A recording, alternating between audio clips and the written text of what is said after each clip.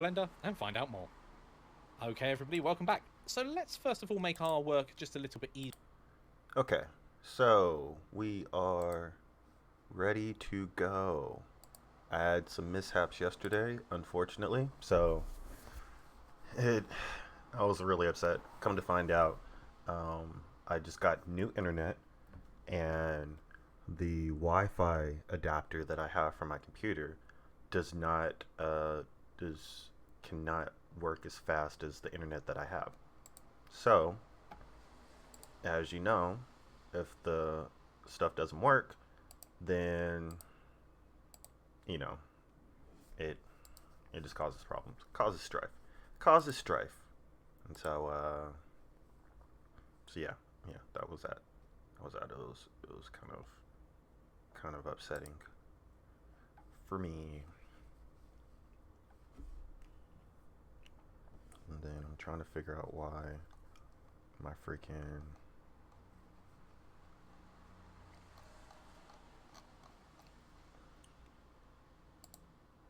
why my freaking thing is not working. Um,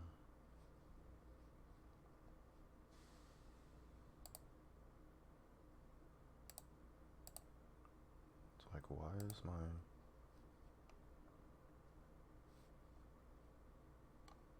is this read only? Hmm. Why is this read only?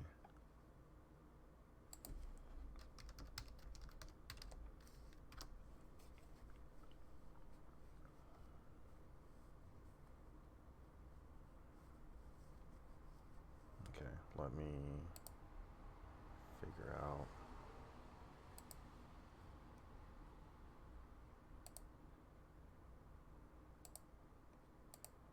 To upgrade for that.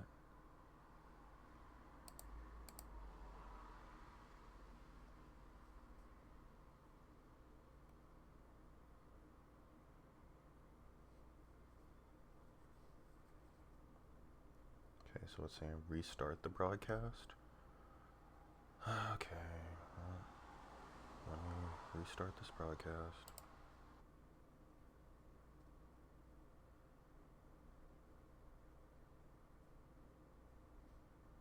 Okay, so we are back. The heck? What in the world? What's going on here? It's like technical difficulties out the yin yang. Okay, so we got Facebook back on. Awesome, awesome. So got that, got Facebook back on. We are moving. Day 17? Day 17? Do I have day 17? Yeah. Yeah, so we are on day 17. Finally got Facebook back on. Boom, happy, yes. So I will do that. I will share the story. Share now, make it public. It has been shared to your story. Sure. Um,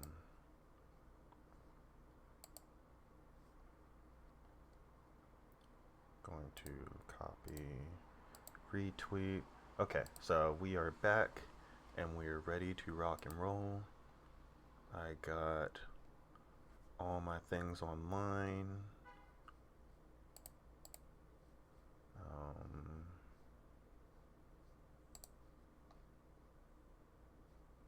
and yeah, yeah, here we go. So, like I was saying before, things weren't really working too well, but they're working now. So, here we go.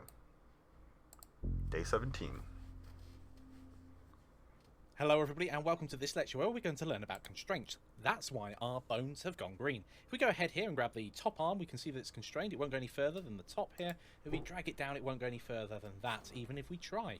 And even better, if we highlight the bottom one and try and rotate that round, we see that it is locked to that axis as well, which is really useful. But not only that, the top one follows with it. Now, these can be a little tricky to get your head round at first, but let's dive into Blender and find out more. Okay, everybody, welcome back. So let's first of all make our work just a little bit easier by giving ourselves some more information that we don't currently have. If we make sure that we're in pose mode, or we're certainly just looking at our armature itself, so we can go to the armature properties, if we scroll down there, our viewport display that we've played with before, what we need to do is put a tick in the axes checkbox. When we've done that, we get some information that we couldn't see before. Now you will notice that that doesn't necessarily align with the world axes, and that can cause some confusion. But we've got options for that when we have a look at the constraints. Let's go back into pose mode so we can start moving the bones around. Once we've done that, again, over on the properties panel, if we scroll down, we've got an option here to constrain the bones themselves. There is another one further up that's just object constraints, but we don't want that. We want the one with a little icon of the bone going through it. Now, it would be good at this point to select the object that we want to add our bone constraints to, or certainly the bone that we want to add it to, and we've got 2 bones that we can start playing with. Now, if we add a bone constraint, there are a ton of different options. And as you can see here, we may use some other ones of these later on. It'd be quite awesome if we had the lamp tracking something across the scene, and we can do that with these type of constraints. Now what we can do here is limit its rotation. That's what we're really focused on. We want it to be able to move, so that's important, but we want it to be constrained on how far it can actually rotate. So if we go to limit rotation, we can see there that the bone goes green. Now we can limit X, Y, and Z. Yo, so yo, we can yo. rotate How's it going? it and limit it in those 3 axes. However, this is being converted from world space at the moment. So if we go ahead and limit the X, it will Yeah, fall flat I on its made side. the base of it, But so if we I'm actually increase- learning how let's to just, make this area here a bit larger animate so it. we can see it says min and max. If we increase the maximum all the way up and beyond 90, you'll see that it was actually facing up this way, but the constraint itself said nope, you cannot do that, and forces the bone to lay flat. So this is really confusing at first, because this would mean you'd have to have a limit of a minimum and maximum of 90 to stop it flopping around. And if we press the R key twice, we can still see it's got some degrees of freedom on other axes. So again, you can limit it on the Y-axis. Now, interesting here is it doesn't flop over, which is quite Oh yeah, useful. definitely. And now Yeah, if we doing the try and Pixar rotate thing. it, it spins around freely on the world or the global Z-axis. And you may want to constrain that. You may want to say that you want it minus 90 to plus 90. And then when we try and rotate it, it will go one way and then another. But interestingly, when you try and use your axes locks, you have to use the bone axes lock. So you have to press Y here to lock it into position. And we can see there, it won't go any further either way. And that's the sort of movement that we want. However, it would be much, much better if we were working with the bones axes themselves rather than the world ones. Because you're going to end up with bones that don't line up with the world at all, like this one here. World is going to start to become very confusing when the axes are not aligned. So what we can do is, instead of using world space, we've got a couple of other options. I'm going to skip over pose and local with parent and go straight to local space. Of course, it's going to flop over at this point, so let's remove our limits and think about them again. So I'm going to set these back to 0. Even though they're grayed out, you can still work with them. So let's have a look at our local axes for this particular bone. We've got Y, Z, and X. And I'd like you to think for a few moments, which one do we need to constrain the movement of? Okay, if you said Y, then you're correct. So let's go ahead, let's limit X and limit Z. We should find now that it will spin around freely and take the one above with us with it. Excellent. So we just need to now lock Y, as we did X before, to minus 90 to plus 90, assuming we want that 180 degree movement that we can have. Now you'll notice that we start ending up with our model flipping backwards and forwards if you try and go too far. That's a situation called gimbal lock. Hopefully we will avoid that during our animations. It is just something you need to watch out for. Now the top one here poses an interesting challenge, because we need to lock it whilst at the same time allowing it to move along this bone. And that is going to be your challenge. Okay, so your challenge. Apply constraints to the lower arm bone that we've created. Make sure the stem bone can move the lower arm, and make sure the limits are natural and reasonable. So we don't want a lamp that's too stiff. Equally, we don't want that can hyperextend and look silly when we're working with it. And then finally, test the changes one at a time. It's very easy to get carried away and put lots of ticks in lots of boxes and lots of values, only to find that it's not working as you had expected it to. So as you lock one of the axes, check and make sure it's doing what you think it should be doing. So go ahead, pause the video now, and apply constraints to the lower arm bone. Okay, everybody, welcome back. Let's go ahead now, hop on over into Blender and apply these constraints. Okay, so... Hello, everybody, and welcome back. So I need to figure out how to... Crap, I've lost how the heck to use the... So that's the rest position, so I need to go back to the rest position. So I'll go to pose, and then...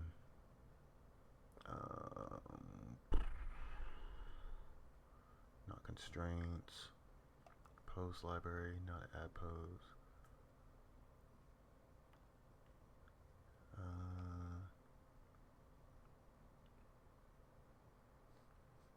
I need to figure out how to, dude, like,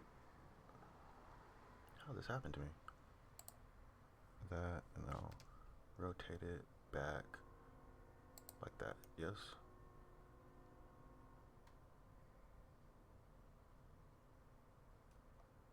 No. Okay, so rotate X, and that will bring it back here like that. Yeah, so that's what I want. Okay, so I got my pose and back. So let's go ahead and grab our lower arm bone, add a constraint to it, and we're going to limit its rotation. okay. So Constraint. looking at this, we Limit could just see if we can rotation. limit it in its world space. What would that be? Well, we want it moving in just the X space. So limit X, that seems to work. And if we limit the others as well, let's not do them all at once. So we've already played with this. A minimum of 0 and a maximum of 90. Okay, so we want this one to be just negative 90, and then max 90. And so we got that. And so limiting that on that, we will rotate. What? What? What? What? And so then I need to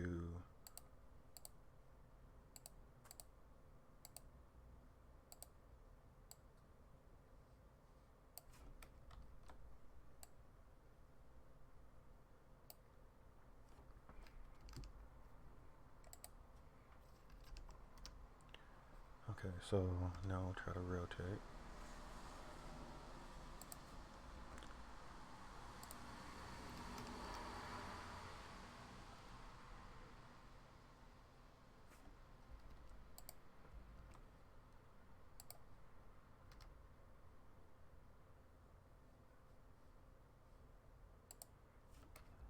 What the heck?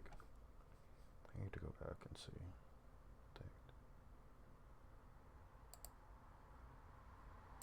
However, this is being converted from world space at the moment. So if we go ahead and limit the X, it will fall flat on its side. But if we increase, let's just make this area here a bit larger so we can see it says min and max. If we increase the maximum all the way up and beyond 90, you'll see that it was actually facing up this way. But the constraint itself said, nope, you cannot do that, and forces the bone to lay flat. So this is really confusing at first, because this would mean you'd have to have a limit of a minimum and maximum of 90 to stop it flopping around. And if we press the R key twice, we can still see it's got some degrees of freedom on other axes. So again, you can limit it on the Y axis. Now, interesting here is it doesn't flop over, which is quite useful. And now if we try and rotate it, it spins around freely on the world or the global Z axis. And you may want to constrain that. You may want to say that you want it minus 90 to plus 90. And then when we try and rotate it, it will go one way and then another. But interestingly, when you try and use your axes locks, you have to use the bone axes lock. So you have to press Y here to lock it into position. And we can see there, it won't go any further either way. And that's the sort of movement that we want. However, it would be much, much better if we were working with the bones axes themselves rather than the world ones. Because you're going to end up with bones that don't line up with the world at all, like this one here.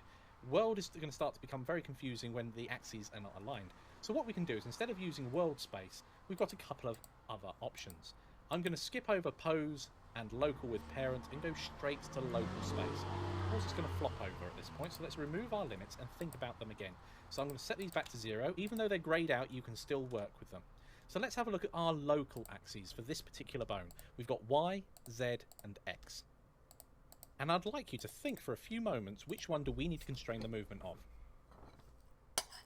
Okay, if you said Y, then you're correct. So let's go ahead. Let's limit X and limit Z. We should find now that it will spin around freely and take the one above with us with it. Excellent. So we just need to now lock Y, as we did X before, to minus 90 to plus 90, assuming we want that 180 degree movement that we can have. Now you'll notice that we start ending up with our model flipping backwards and forwards if you try and go too far. That's a situation called gimbal lock. Hopefully we will avoid that during our animations. It is just something you need to watch out for. Now the top one here poses an interesting challenge. Hopefully we will avoid that during our animations. It is just something you need to watch out for. Now the top one here poses an interesting challenge because we need to lock it whilst at the same time allowing it to move along this bone. And that is going to be your challenge. Okay. Okay, so your challenge. Apply constraints to the lower arm bone that we've created. Make sure the stem bone can move the lower arm, and make sure the limits are natural and reasonable. So we don't want a lamp that's too stiff. Equally, we don't want that can hyperextend and look silly when we're working with it. And then finally, test the changes one at a time. It's very easy to get carried away and put lots of ticks in lots of boxes and lots of values, only to find that it's not working as you had expected it to. So as you lock one of the axes, check and make sure it's doing what you think it should be doing. So go ahead, pause the video now, and apply constraints to the lower arm bone. Okay, everybody, welcome back. Let's go ahead now, hop on over into Blender and apply these constraints. Hello, everybody, and welcome back. So let's go ahead and grab our lower arm bone, add a constraint to it, and we're going to limit its rotation. So looking at this, we could just see if we can limit it in its world space. What would that be? Well, we want it moving in just the X space. So limit X, that seems to work. And if we limit the others as well, let's not do them all at once. So we've already played with this, a minimum of 0 and a maximum of 90. Okay, let's see what happens. Brilliant. So we can move that up and down as expected. And of course, it moves in other directions as well. So if we just limit both of those for a moment and go, aha, there we go, it's going up and down. It's being a bit jerky all over the place as we push it round and back into itself. But if we select this lower one and start rotating, yeah, the top one does not follow suit. So how do we sort this out? Well, again, it's to do with the space that you're working in. World space, in this case, is it's just not going to cut it. So if we go back to local space, we find that it will follow along with everything else that we're doing. Perfect.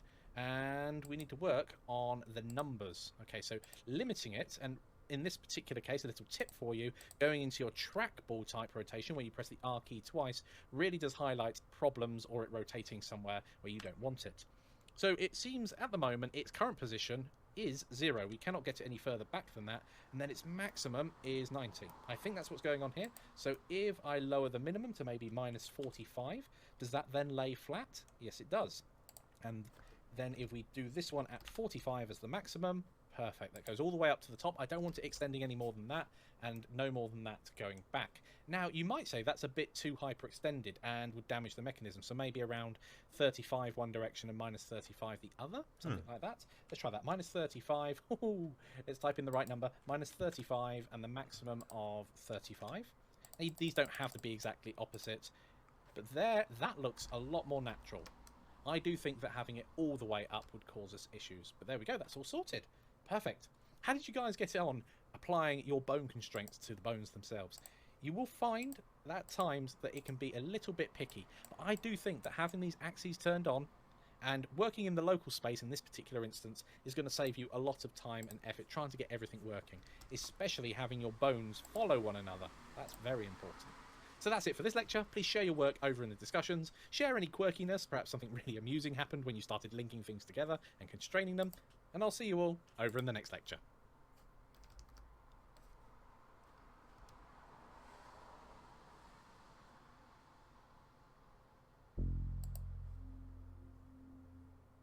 Okay, in this lecture we're going to dive straight into a challenge. So what I'd like you to do is create the upper arm of your lamp.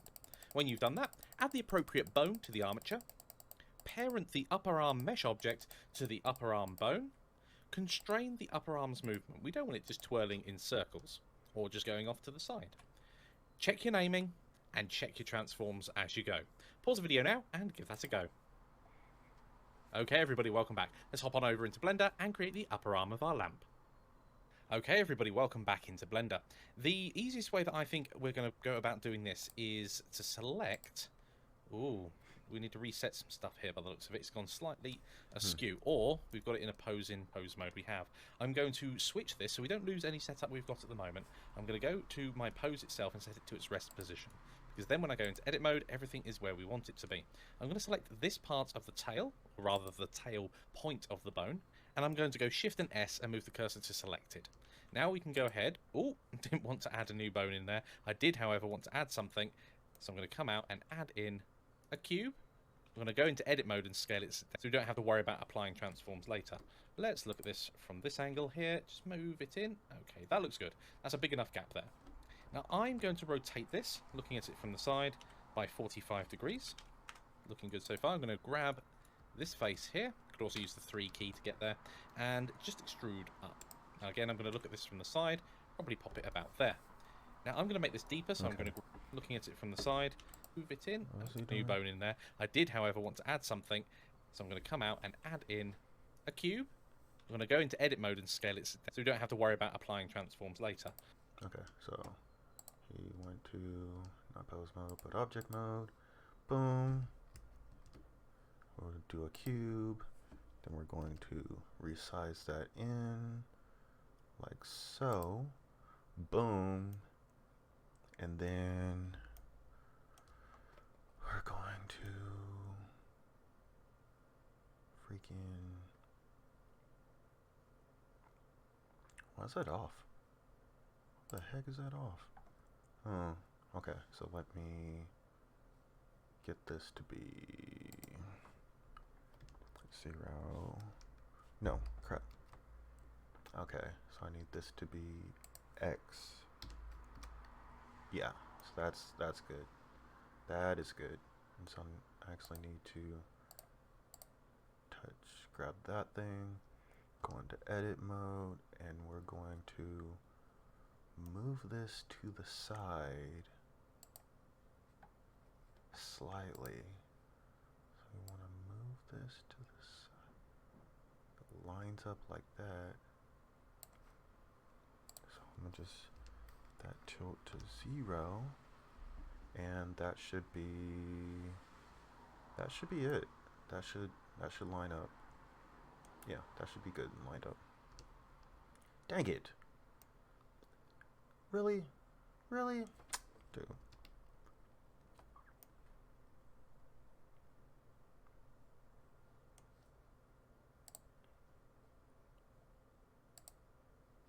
Okay, so dang it.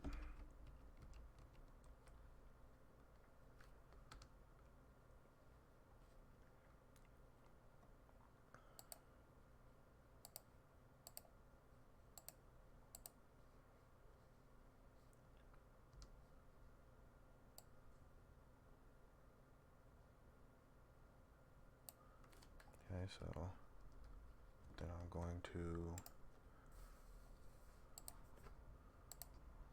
Control A. Wait, no.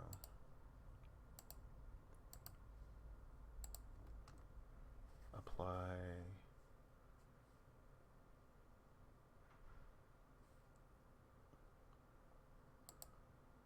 rotation. What the heck? This is Sprint with an urgent message for MR, Stephen, Christian, or the authorized account holder. Para español, Oh, I don't know about that one.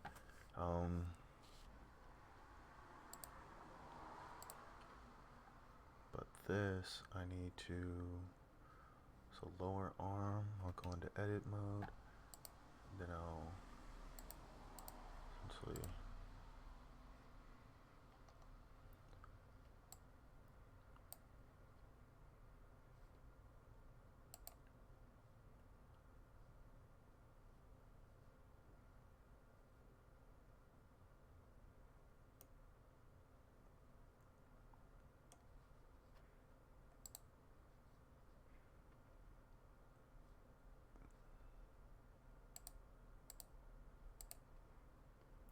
so let me grab this. I'm going to grab these edges. Dang it. Grab these edges, and I'm just going to move them.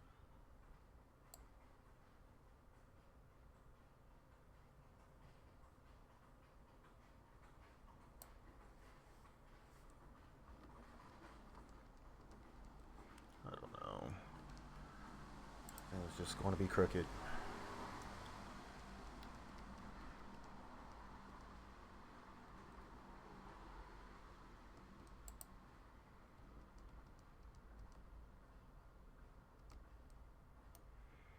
Screw it. It's just going to be crooked. Wasting my time. It's just going to be crooked. so I have that.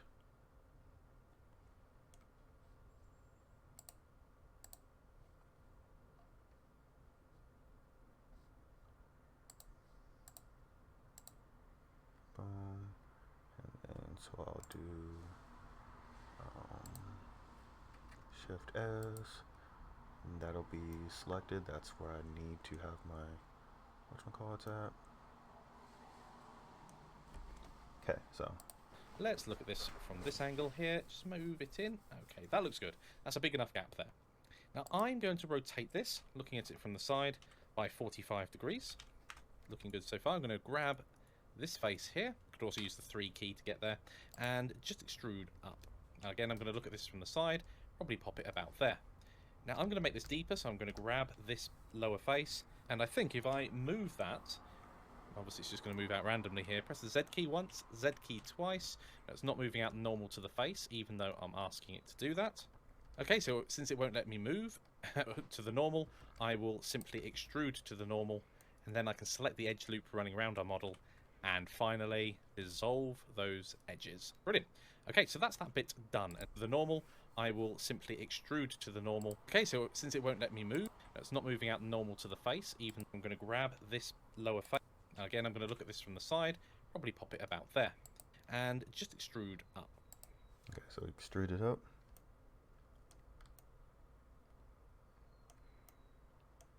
And we're going to go with this face.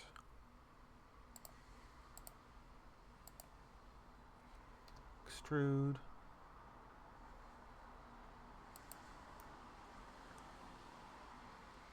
Boom. Yep, did that. Now again, I'm going to look at this from the side, probably pop it about there. Now I'm going to make this deeper, so I'm going to grab this lower face, and I think if I... Okay, so obviously I went the wrong way. So I'm going to select this. I'm going to extrude that way.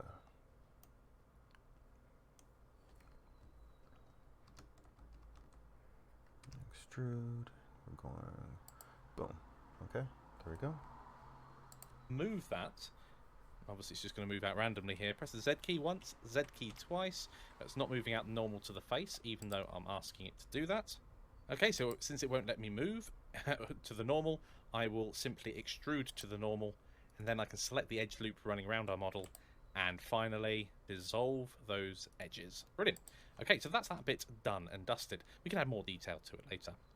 I'm going to go ahead, hop out into object mode, select my armature, and go into edit mode here. I'm going to look at this exactly from the side, and we can see here that this needs moving. So I'm going to press G and move it down ever so slightly so it's approximately in the right place, and then move, or create rather, a new bone coming up here. And we'll probably end up tweaking that as well. With that bone selected, I'm going to come out, select my new upper arm, select my bone, and then Control and P, parent to the bone. Now before I do anything else, naming, etc., I do want to make sure that that is, or with the rotation, it's rather, a new bone coming up here. And we can see here that this needs moving. So I'm going to press G and move it down ever so slightly so it's approximately in the right place, and then done and dusted. We can add more detail to it later. I'm going to go ahead, hop out into object mode, select my armature, and go into edit mode here. I'm going to look at this exactly from the side, and we can see here that this needs moving. So I'm going to press G and move it down ever so slightly so it's approximately in the right place.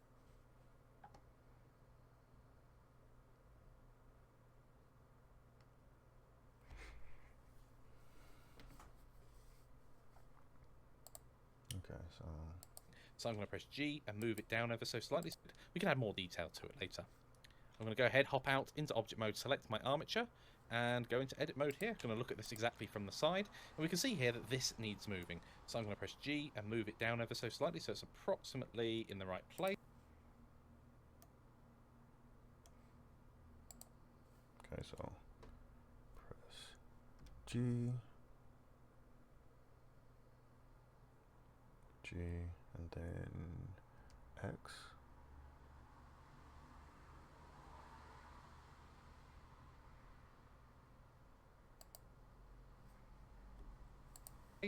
And then move, or create rather, a new bone coming up here. And we'll probably end up tweaking that as well. With that bone selected, I'm going to come out, select.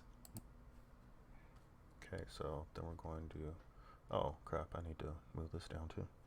So G, G, not Z, not Z.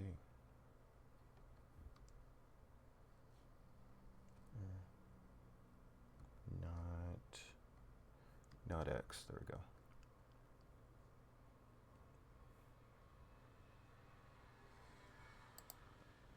Boom, so we got that, and then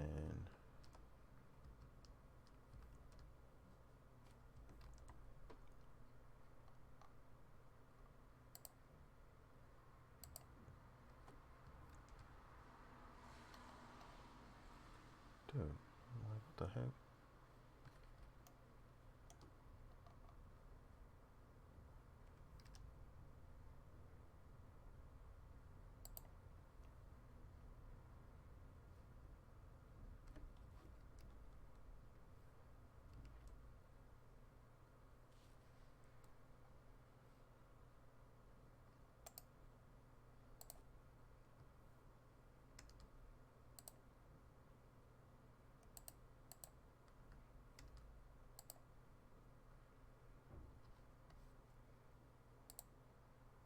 Place, and then move or create needs moving. So I'm going to press G and move it down ever so slightly so it's approximately in the right place, and then move or create rather a new bone coming up here.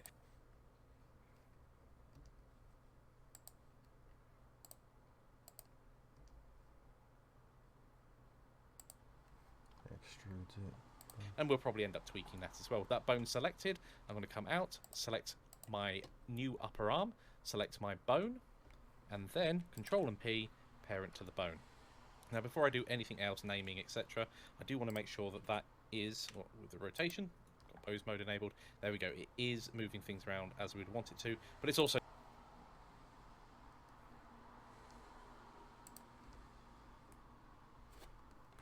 Control and P, parent to the bone.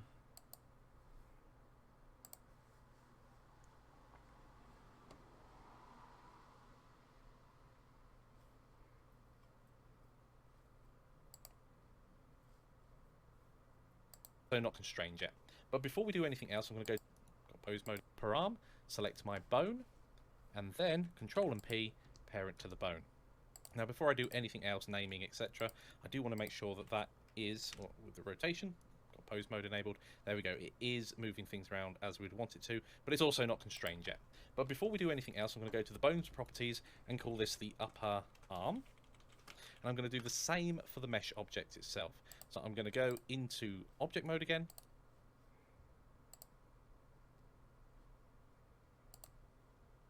Before I do anything else, naming, etc., I do want to make sure that that is upper arm, select my bone, and then Control and P, parent to the bone.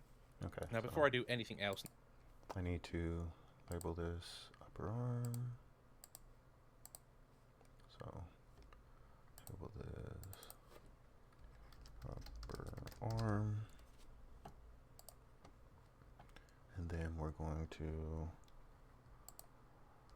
boom, Control and P to the bone, and then for here we need to go into object mode. What the heck?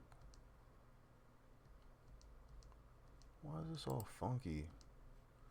Dude, come on now.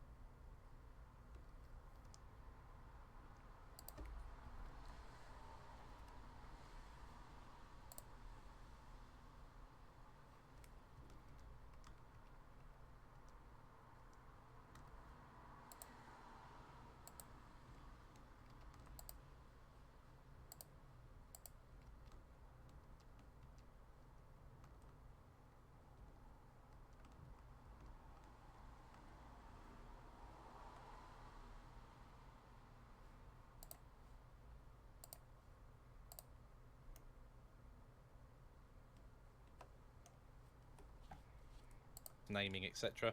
I do want to make sure that that is the rotation.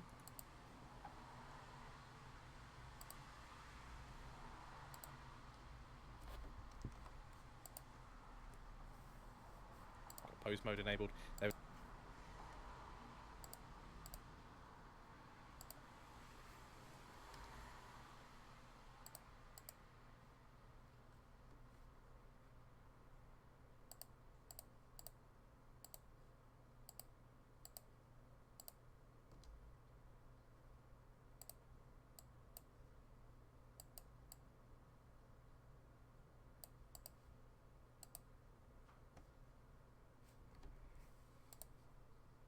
Parent to the bone. Now, before I do anything else, naming, etc., I do want to make sure that that is, with the rotation, got pose mode enabled. There we go. It is.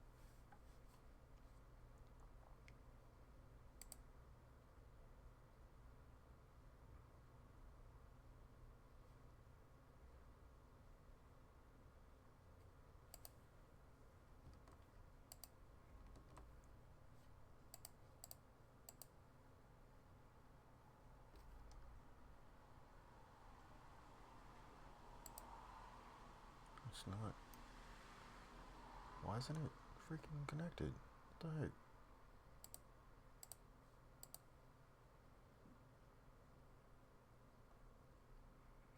Okay, so I am.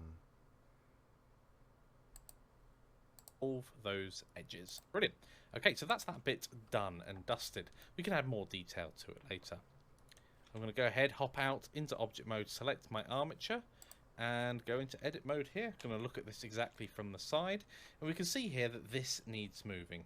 So I'm going to press G and move it down ever so slightly so it's approximately in the right place, and then move, or create rather, a new bone coming up here, and we'll probably end up tweaking that as well. With that bone selected, I'm going to come out, select my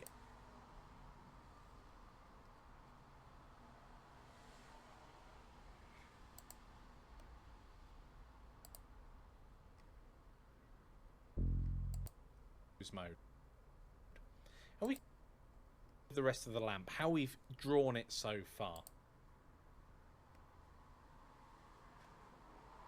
As the rest pose, we Okay, so we go.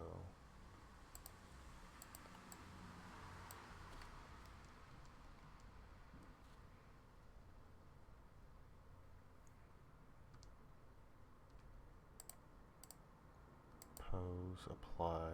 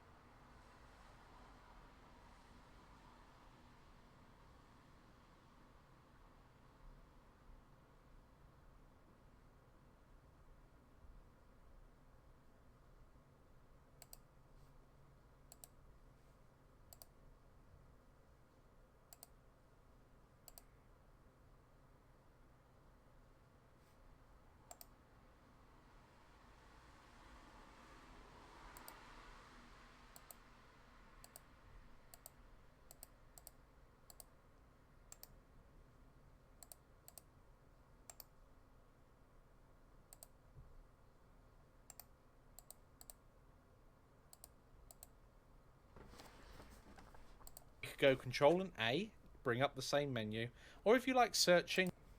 Okay, so Control A. Control A.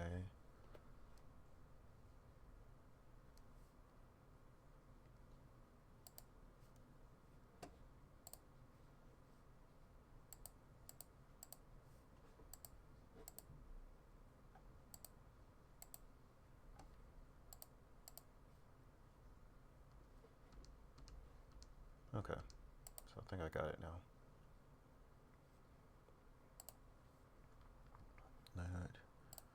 That. We'll do Control P. Then we'll do make parent bones. And then from there, we'll go to pose mode. And then we'll do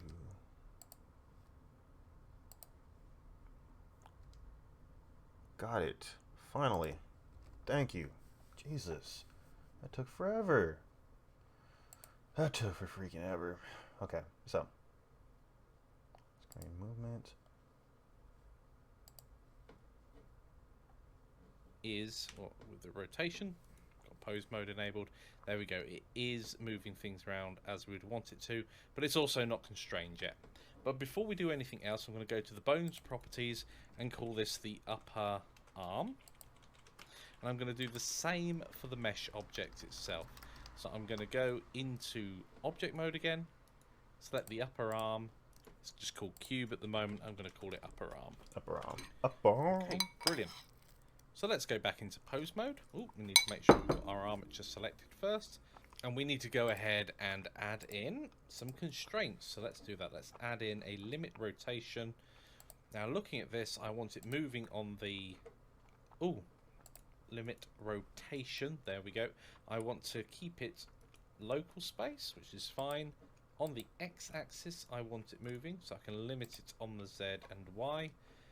And again, I don't know. I do want it limited on the z, and let's try minus 30. Oh, yeah, minus 35 to plus 35, and see what happens when we try and move it. So it's limited to there, and we'll go up straight at the top here. Okay, perfect. Up and down. Excellent. So that's everything there. Now let's go through and just check our naming. There's only two things to really check here, and that's the bone itself, which I'm pretty sure we named. Yep, the bone is called upper arm. Our mesh object is called upper arm. And when we go ahead with our armature selected and go to pose mode and start moving that, it's moving as we'd expect it to. Perfect. I'm going to select all of my model and just clear those rotations so everything is back in line as well. Brilliant. Lamp's coming along really well. We're only a few steps away from having this looking really nice with the top bit of the lamp on. I hope your lamps are coming along brilliantly. Please share your work over in the discussions, and I'll see you all in the next lecture.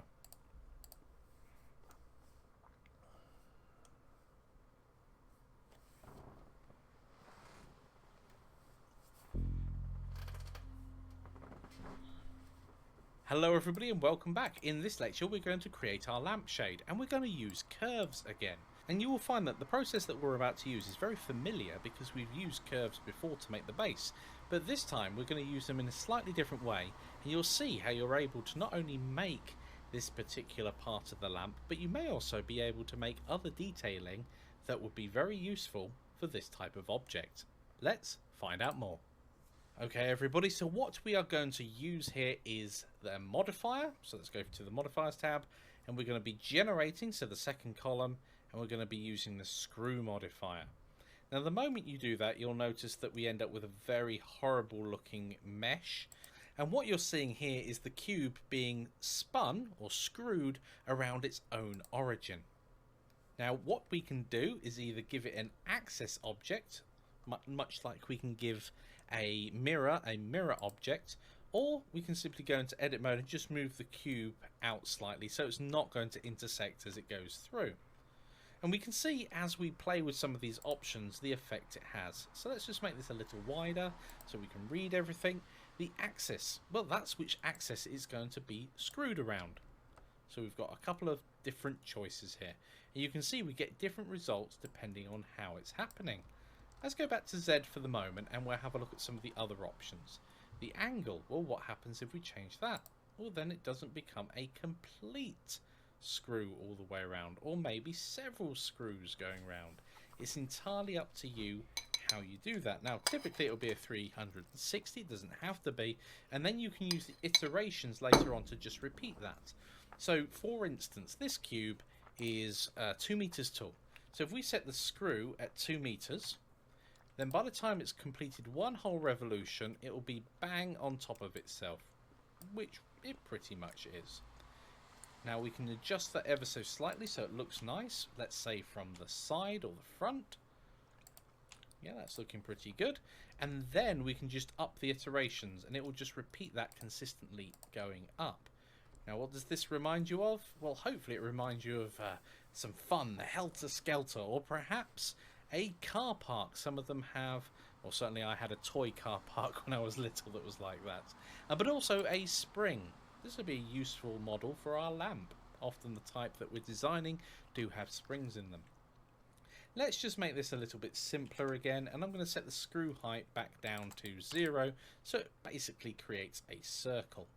Now the next thing we can change here is the steps. Now notice there's render steps and steps. If I position my camera, there we go, and zoom out ever so slightly, or rather just pull the camera back, there we go.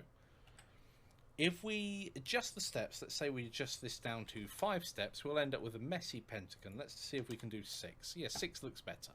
So we've got 6 steps running around here, but if we render it, it will look like it's got more. And it has, because the render steps is set at 16. We have an option here for smooth shading. It's entirely up to you whether you go for that or not, and it will depend on the type of object you're modeling. Merging vertices, that can be incredibly useful, but you can see here, if you do merge vertices, your screw offset must be 0. So that's what we were playing with at the top here, when we've got the option to adjust the screw offset.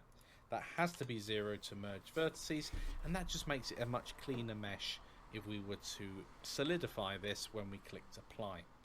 Now, object screw is currently grayed out because we don't have an object that we're screwing around, but that basically means we can then use something like an empty, much like you would do with the mirror modifier, to change the object's offset as you lift it up and down. So you can change this using an empty, which is useful if you want to have a spring stretching and closing, rather than just setting it manually like this. And I've already covered the iterations on there. So brilliant. There's lots to be done there, and that's really useful. But how does it work with curves? Well, it works almost the same. So we've got our curve laid down here. Let's have a look. Now, at the moment, if we rotated this around its origin, it would look a tiny bit silly. But let's have a look down on it. Let's go into edit mode because we want to leave the origin where it is. And let's say we put that there and lift this part of the handle up slightly. Oh, sorry, the control point, and then move the handle down to something like that. Okay, so in this curve, we've got a lot of information, as we know when we made the base. Now, do we need that much information? Well, let's go into our curve data and lower the resolution of the curve. Now, at 1, it's just a straight line, and at some point, we will lose the amount of detail that we need to convey that line, and it looks like it's 5 or 6, so I'll leave it like that. Now let's go ahead to our modifiers and add in a modifier that's the screw modifier. Okay, that looks not very good, but we can see it starts and ends exactly where the curve data is. So how about the X? If we look at this, we've kind of set it up to rotate around the X axis, so let's try that.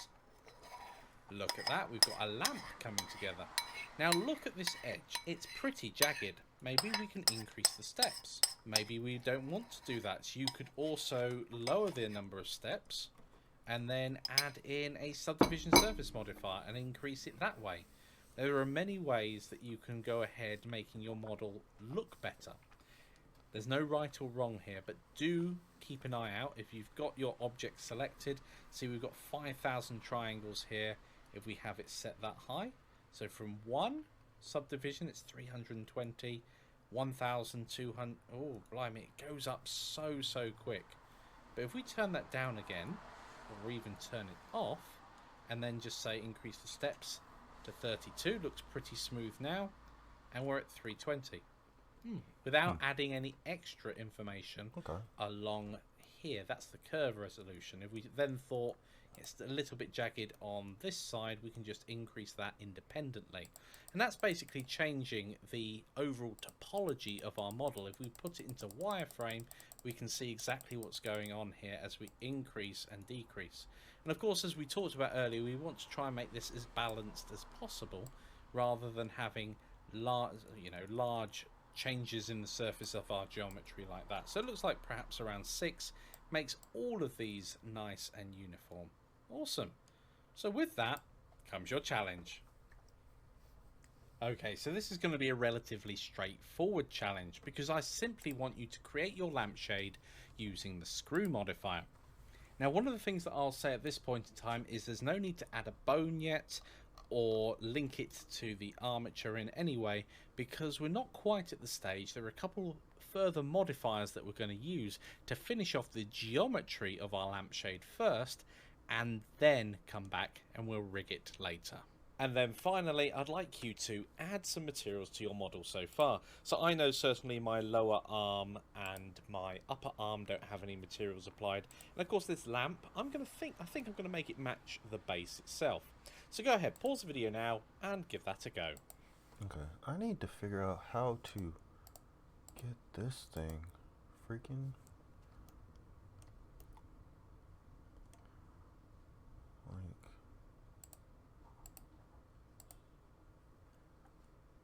I gotta edit mode.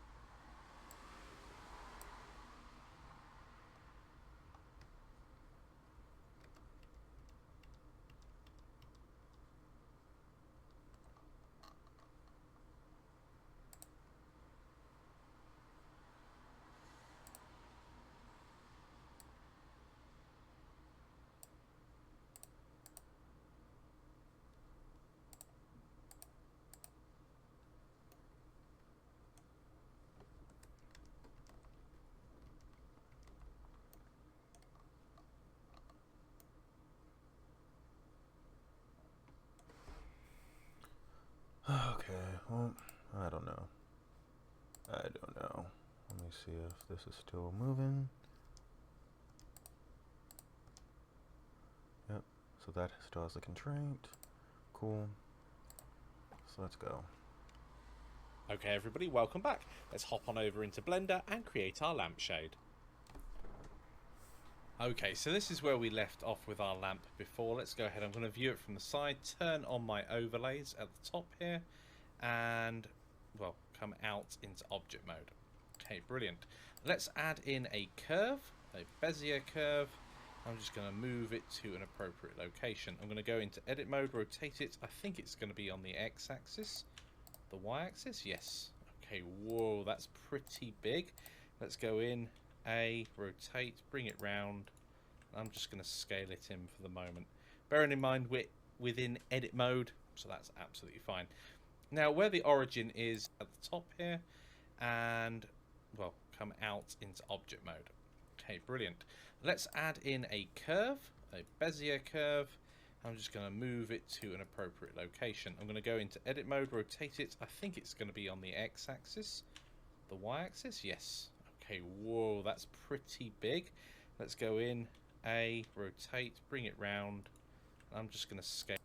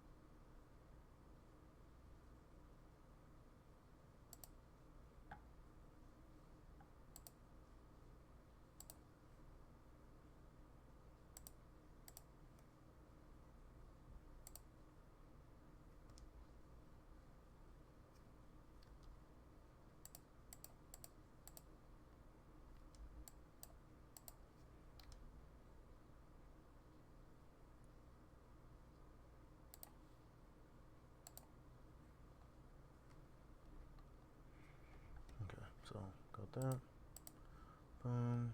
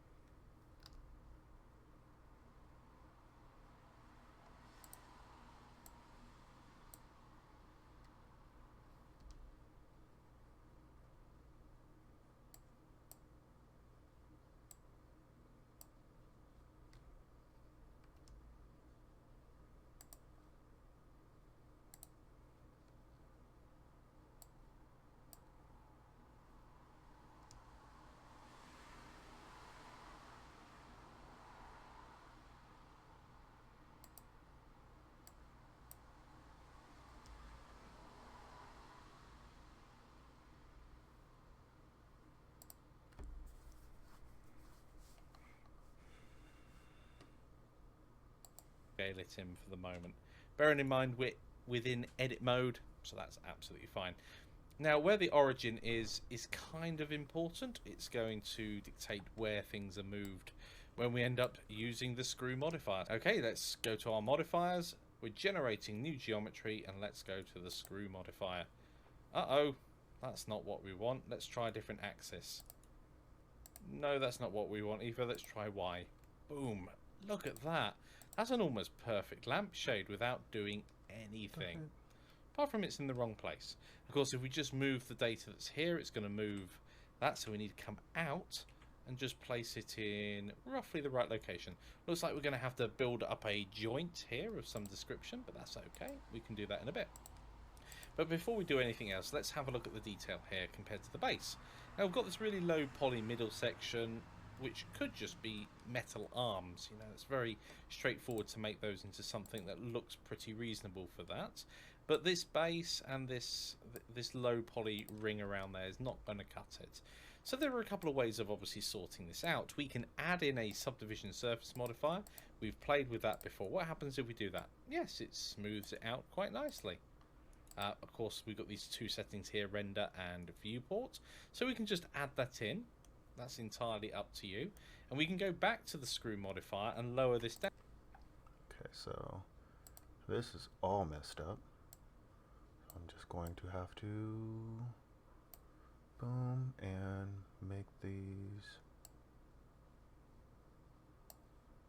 It's like, where?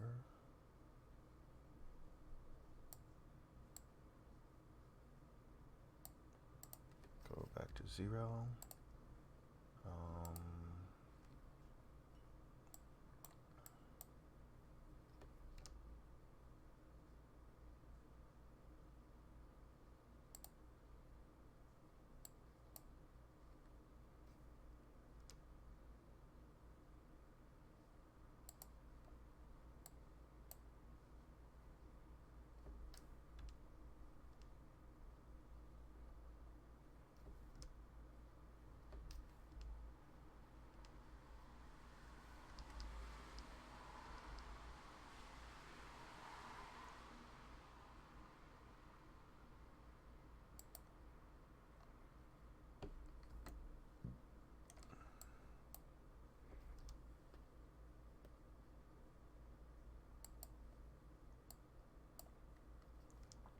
It's like, how did I screw this up so bad?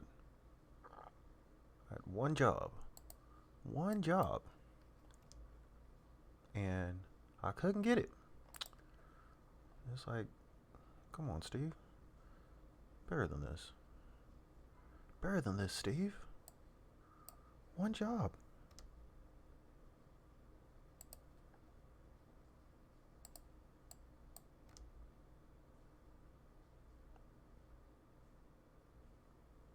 It's like all this stuff is all lopsided.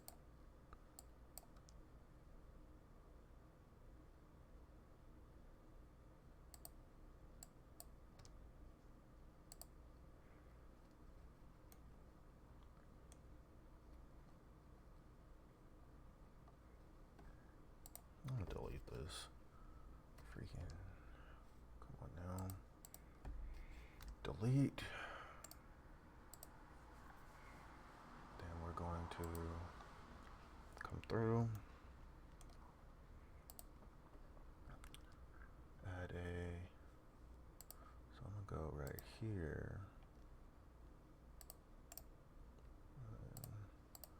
I'm gonna go right here. Cursor to selected, not what I want.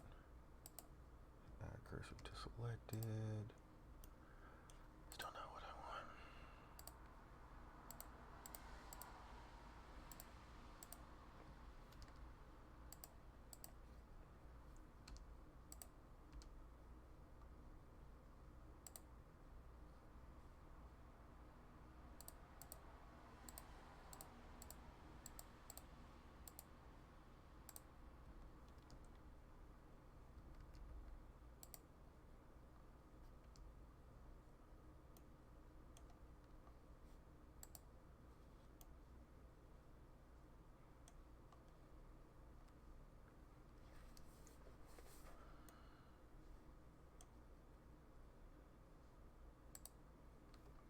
Okay, so got this. So I will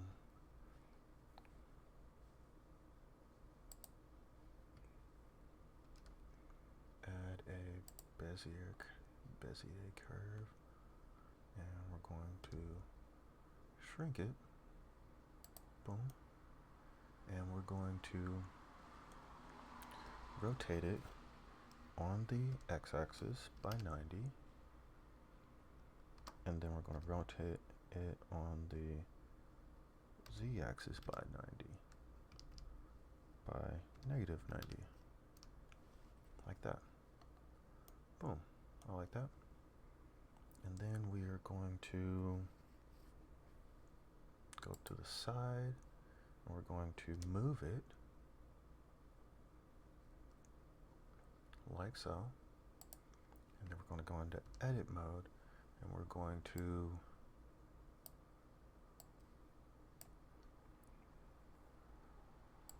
move this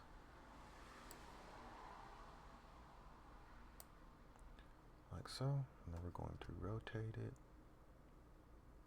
like so, and then we're going to go here, nope, and then we're going to move this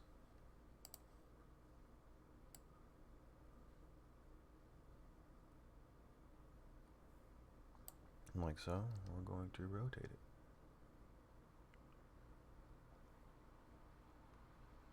Like so. Okay, so that is what is supposed to happen. Supposed to happen the first time. Did not happen. So then we're going to do the screw modifier. And we have this like that. That's crazy. And we have on the X. Boom. We have it now. And so if I want to modify this, so say I want to add a rotation and then a little bit of movement, I can.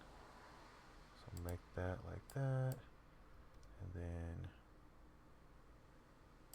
boom.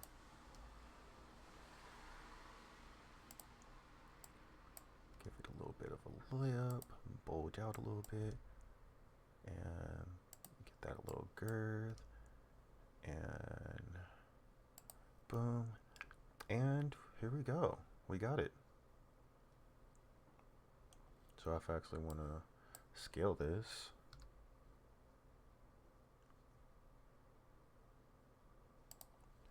and then just move this,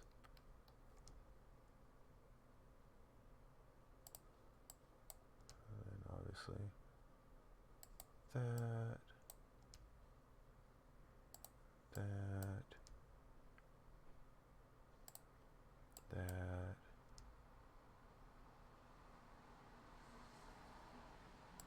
boom.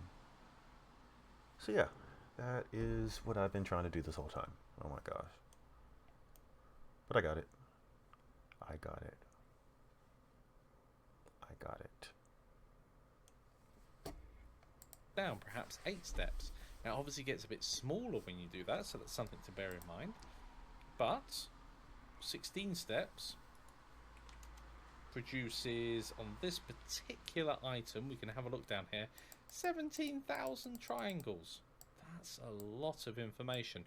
Although there's also the curve resolution here that we can bring down as well. So we can have a look at this from the side, have a look at the curve resolution, and perhaps bump that out to get the rough curve that we want in here. Maybe 5? Well, we start to lose detail very quickly. So let's come back. Yep, 3's too low. 5 or 6? I'm going to go for 6 there. And we're down already to 8,000. But then we've got to think, we've got this balance here between what the modifiers are doing. So let's say 8 steps there, still pretty smooth. A little bit of jaggedness around the edge, but we've lowered it down. Or we can do the subdivision surface modifier. It's a tough choice which one we want to go for. I'm going to set this up at 32, so it's relatively smooth anyway. And it's down to 5,000 triangles, or 5,800. Now, that may seem an awful lot for this amount of geometry here, but this is absolutely fine at this particular model. If this was a model that was sat far, far away in a scene, but yes, you'd want it a lot lower than that. However, this is our main character, so having them relatively high resolution, absolutely fine. Right, I'm pretty happy with how that's worked out. I'm just going to save my work there. Perfect. Let's have a look at what it looks like. I haven't switched it out into look dev mode for a while. I think what we can really do here to bring this whole thing together here is assign our materials as well. Of course, that is part of the challenge. So let's go ahead. Let's pick the lamp base here. Interesting. So I'm going to call this lamp paint instead. And then we've got this arm here, which we can do lamp stem on, and this one here as well. Excellent. So now these all have the same color to them. It's much easier to see. I can turn off my overlays here, and then I can have a look around my model. Okay, so there's a few details to sort out here, but that is looking pretty good. Now I think, yes, I do want this here to be larger. All about proportions and all that. It's only slightly larger, but I'm going to make sure I apply my scale. We can just make sure that it is applied by opening up the sidebar properties there, and then just save my work. What does it look like in... Oh, we're in cycles there. That looks pretty much the same.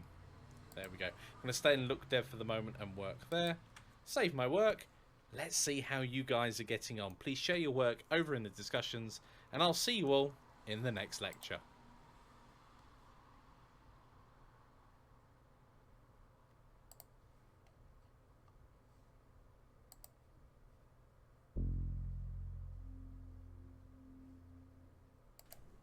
Hello everybody and welcome. So in this lecture what we need to do is have something that is infinitesimally thin like our lampshade currently is. So I'm going to get rid of my default cube and add in a plane. So the plane has no thickness, it doesn't really exist, it is literally just a mathematical surface that's infinitesimally small. Now how do we give this thickness? And by the way, this is another benefit. If I turn on backface culling and exported this plane into a game engine, it would be invisible the other way around. And that's really annoying. In fact, we can just demonstrate that even further by adding something else just on top of it. And go in GZ, lift that up, scale it in, so we can definitely see through our object. But if we select our plane, go to the modifiers tab, and we're going to generate some geometry. We're going to solidify. Now the solidify modifier is going to give us lots of different options. Let's start with the thickness. We can make this thicker and thicker, but not only down, but up as well. Now, sometimes you have to watch your normals when this happens, but we can see at this point, we've given ourselves some thickness. It's a real solid object. And this is one way of really speeding up your workflow, because you don't have to worry about extruding things if this is the case. So it can be a very rapid way of working. We can clamp it in places to make sure that it doesn't extrude too far. We have vertex groups. Now we've not covered them properly yet. When we get to vertex groups, it means that you can thicken some parts of your model and not others by controlling what vertex groups this modifier affects. We've got options here to do with the creases, and then we've got an offset here. Offset the thickness from the center. So if we have a look directly from the side, we can see it's currently -1. -1 what? Well, it just means that it's at one side of the origin. If this was 0, it would be in the middle. So it's separating out from the origin itself, and you can see it's equidistant from the origin every time it expands. And of course, offsetting it to 1 shifts it the other way. So it's not really a value of -1 to 1. It's saying, are you one side of the origin or the other, or are you straddling it in some sort of fashion? And that can be incredibly useful depending on what you're trying to make. Sometimes you will want it to just extrude away from a surface and not either side of a surface. It's entirely up to you how you use that. Flipping the normals, well, we're not going to need to do that in this case, but if we did want this effect where it looks like we can see through the box, we can certainly do that. And of course that does require backface culling to actually be turned on. Hidden. Even thickness can be really useful when we have more complex surfaces than just a plane. It makes sure that it doesn't get very thin around places where there's sharp turns. And as you can see, there's a warning here. Don't just turn it on if it's not needed, because it will slow Blender down, because it has to do some calculations. High quality is a similar option, very much like the even thickness. It will slow down your computer if you're not careful. In this particular case with a plane, it's highly unlikely you're going to need it. And you're probably not going to need it with the lampshade either of these, unless you're doing something really, really fancy. Fill the rim is an interesting one. It basically means that the rim, if it's unticked, you can just see we've created two planes. That isn't really the desired effect that we're looking for today, so I'm going to turn fill rim back on. But it also gives you an option to do only the rim, which can be useful for boxes, because then once you've got this, you can add another solidify modifier on top of it and make this new box thicker. Look at that. So we've generated a whole new mesh just by using a plane. And that's one of the advantages of this type of modeling, where you're progressively developing a simple shape. It's not really hands-on. You're generating your geometry by tweaking sliders rather than physically putting vertices in specific locations. And both options are incredibly valuable to know about, because this has an amazing workflow. We can go ahead and all we need to adjust at the moment is this one vertex in the corner, and let's just say we wanted to move it in and make this shape. Well, we've done it. We didn't have to mess around with insetting, extruding, or doing anything like that. Now, whether your model's made out of mesh data, like our plane is here, or it's made from curves, the solidify modifier will still work. And with that knowledge, it's time for your challenge. And your challenge is to add thickness to your lampshade. Now, when it comes to this, yes, you could just apply the solidify modifier and be done with it, but do play with the thickness. Play with some of the other options. Do you want it adding thickness to the outside, to the inside?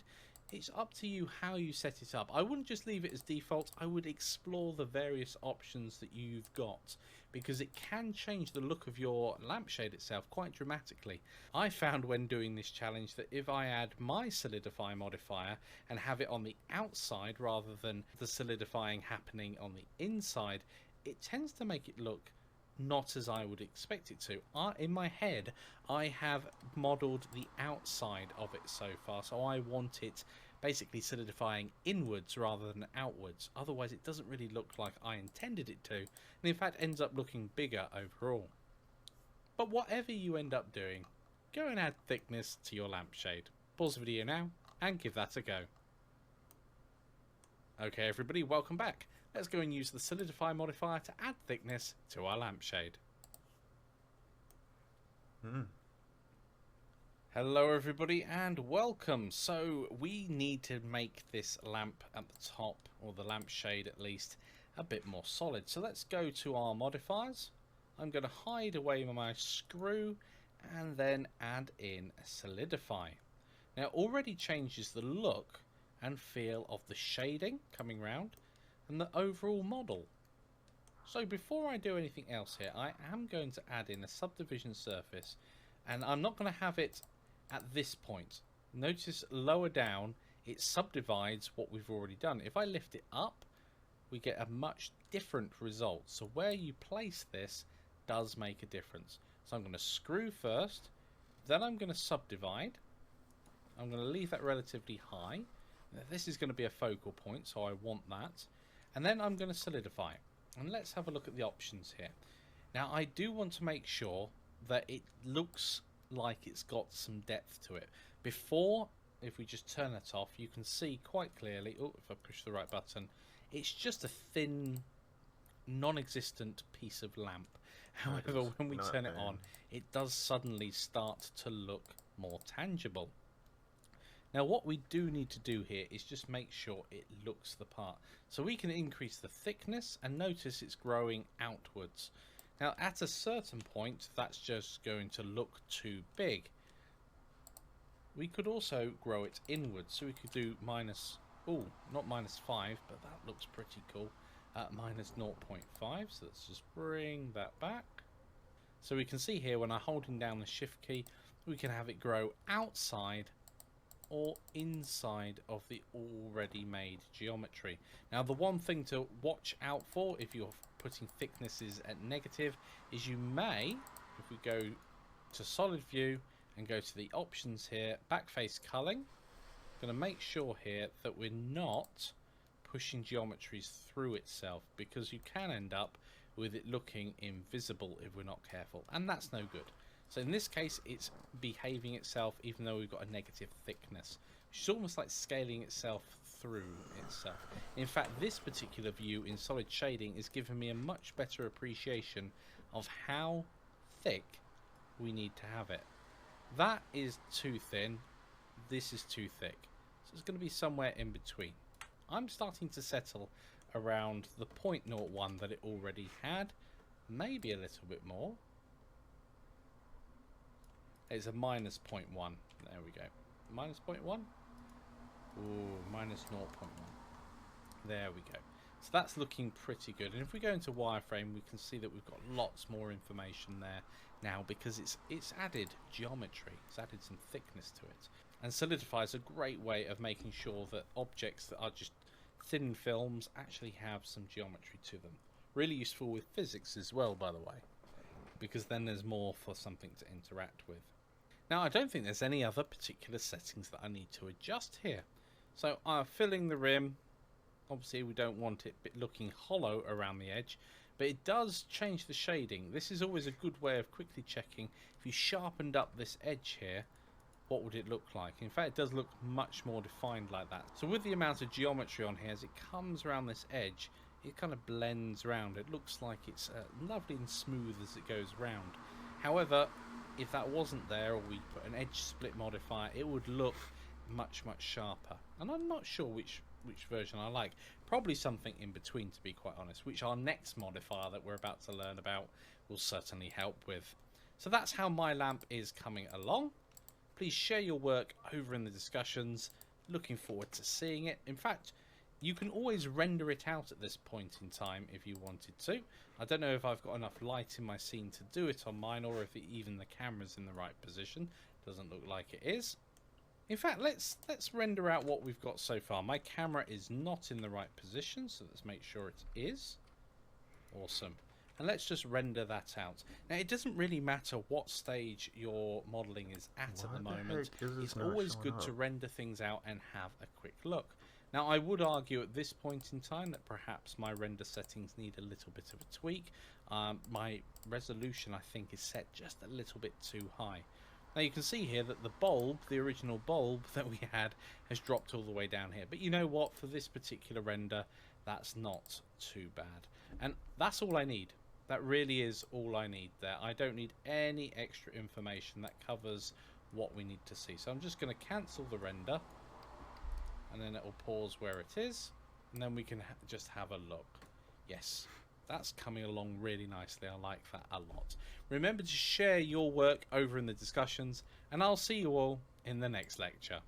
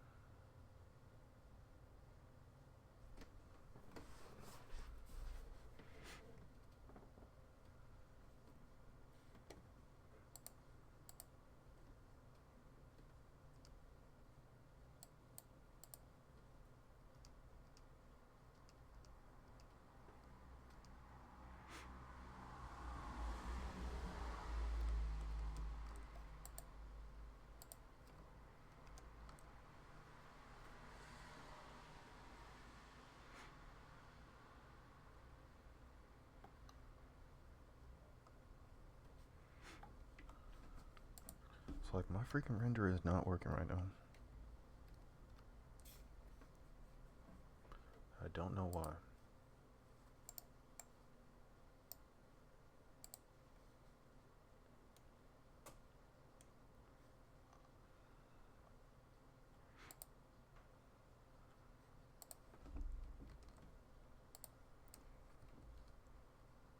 Add a new camera. I might just get rid of this one.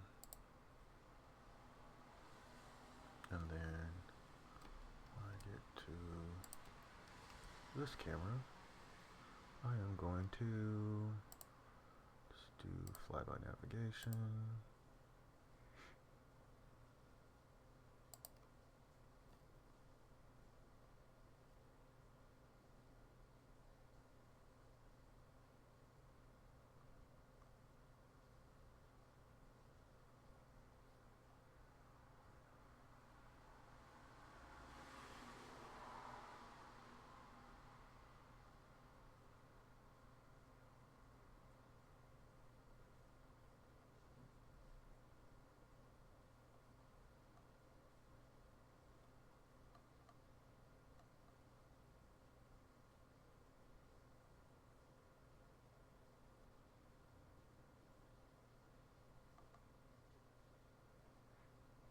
Okay.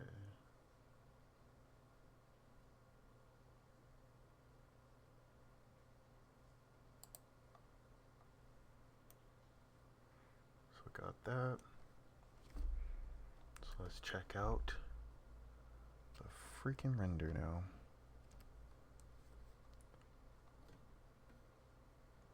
Oh, I know why. Dude, it's because, so get this out the render and this out the render and this out the render, that out the render. I think that should be it. Bingo! There we go. Look at that render.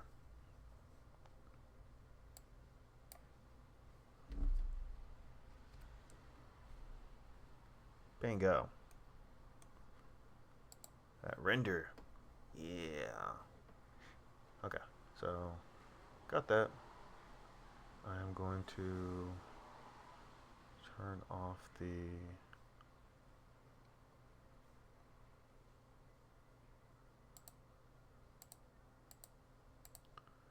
don't want that.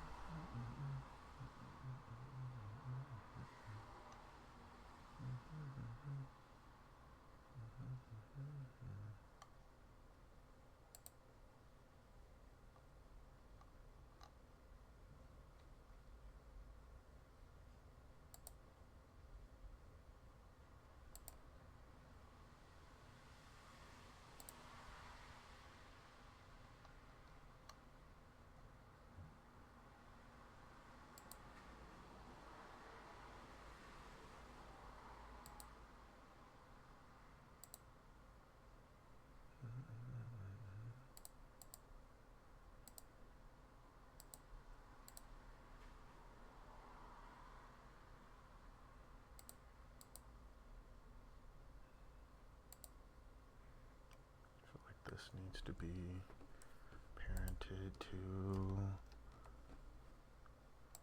that object, the lampshade, and by doing that, oh, nuts.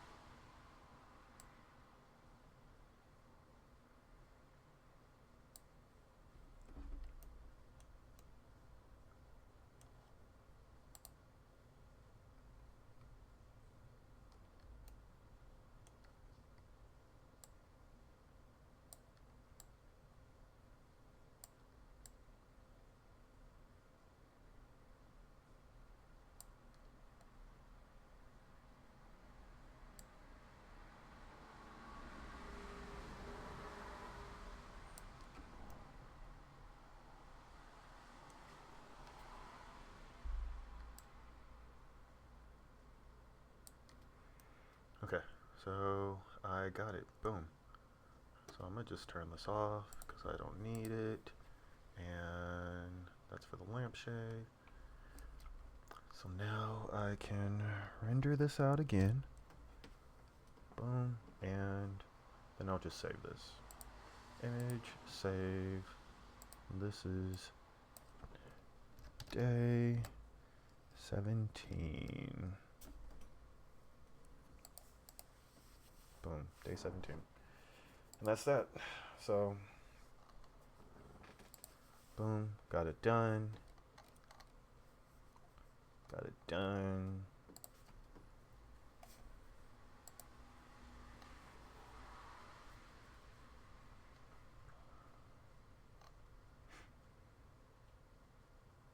Only got 4 videos done.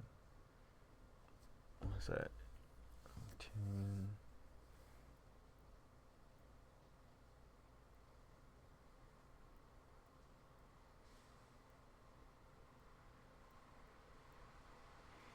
Okay, well, thanks for chilling with me.